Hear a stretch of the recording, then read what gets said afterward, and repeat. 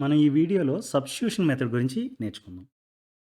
Let's solve 2x minus y equal to 5 and 3x plus 2y equal to 11 using substitution method. ఇక్కడ మనకి pair of linear equations in 2 variables ఇచ్చారు. x and y అనేవి variables. 2 equations ఇచ్చారు కాబట్టి these are pair of linear equations in 2 variables. ఇలాంటి equations ఇస్తే graphical method use చేసి solve చేయడం గురించి ఇంతకుముందు వీడియోస్‌లో నేర్చుకున్నాం. ఈ వీడియోలో సబ్స్టిట్యూషన్ మెథడ్ యూజ్ చేసి సాల్వ్ చేయడం గురించి చూద్దాం. సబ్స్టిట్యూషన్ మెథడ్‌లో ఫస్ట్ స్టెప్ ఏంటంటే, rearrange one of the equations such that one variable is expressed as function of another variable. అంటే ఒక ఈక్వేషన్ తీసుకొని ఎక్స్‌ని ఫంక్షన్ ఆఫ్ వైగా గాని, లేకపోతే వైని ఫంక్షన్ ఆఫ్ ఎక్స్‌గా గాని రాయాలి. ఫస్ట్ ఈక్వేషన్ తీసుకుందాం. 2x minus y equal to 5 ఉంది. రైట్? వైని ఫంక్షన్ ఆఫ్ ఎక్స్‌గా రాయాలంటే మనం ఏం చేస్తాం? వైని ఒకవైపు ఉంచి మిగిలిన టర్మ్స్ అన్నిటిని వేరే వైపు తీసుకెళ్ళాలి. తీసుకెళ్తే అప్పుడు ఏమవుతుందంటే y equal to 2x minus 5 అవుతుంది. మైనస్ y అలా ఇటు వస్తే y అవుతుంది. ప్లస్ 5 మైనస్ 5 అవుతుంది. రైట్? అటు వెళ్తే. So y equal to 2x minus 5 అనేది ఈక్వేషన్. రైట్? వైని ఫంక్షన్ ఆఫ్ ఎక్స్‌గా రాసాం ఇప్పుడు. ఇలా రాసిన తర్వాత నెక్స్ట్ స్టెప్ ఏంటంటే substitute this one value of y into the second equation. Second equation తీసుకుంటే 3x plus 2y equal to 11. Right?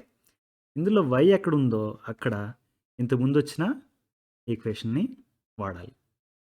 y equal to 2x minus 5 కదా! దాన్ని ఇక్కడ సబ్స్టిట్యూట్ చేయండి. 2x మైనస్ 5ని y బదులు సబ్స్టిట్యూట్ చేస్తే ఈక్వేషన్ ఏమవుతుంది?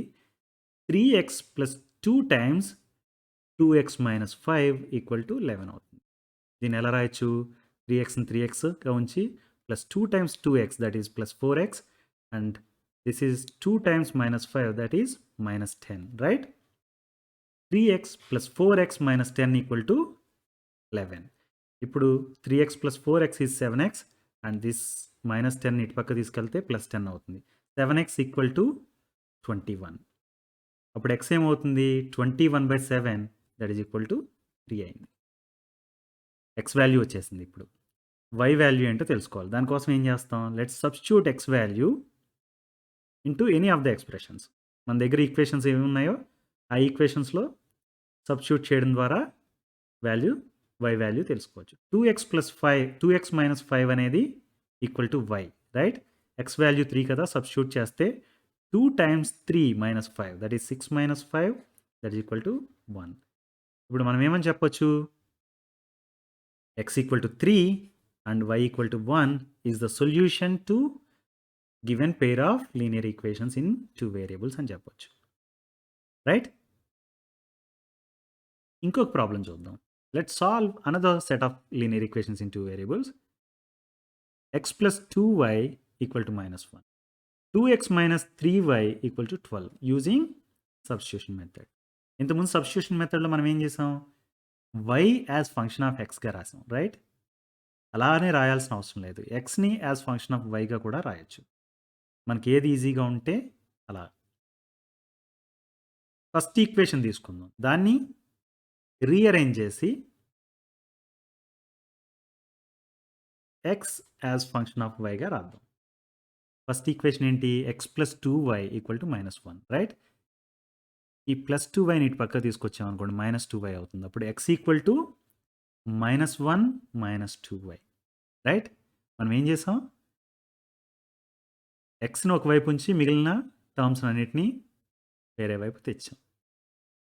ఒకసారి ఇలా ఉంటే మనకి నెక్స్ట్ స్టెప్ ఏంటి? మనకి సెకండ్ ఈక్వేషన్ ఉంది కదా! ఫస్ట్ ఈక్వేషన్‌ని రీఅరేంజ్ చేసాం. సెకండ్ ఈక్వేషన్ ఉంది కదా! ఆ సెకండ్ ఈక్వేషన్‌లో ఎక్కడైతే x ఉందో అక్కడ -1 -2y అనేదాన్ని సబ్స్టిట్యూట్ చేయాలి. సబ్స్టిట్యూట్ చేస్తే ఏమవుతుంది? 2 times -1 -2y -3y equal to 12. దాన్ని ఎలా రాయొచ్చు? 2 times -1 is -2 and 2 times -2y is -4y -3y equal to 12. Right? ఇది -7y అయింది. ఇటు పక్కకు తీసుకెళ్తే -2 + 2 అవుతుంది. -7y equal to 12 + 2 that is -7y equal to 14. Y equal to -14/7 అయినా రాసుకోవచ్చు, 14/-7 అయినా రాసుకోవచ్చు. Answer is -2. సో మనకి వై వాల్యూ వచ్చింది ఇక్కడ, right? Once you have y value, what we will do, will substitute y equal to -2 into one of the equations. x equal to -1 -2y అనేది మనకు already ఉంది, రైట్?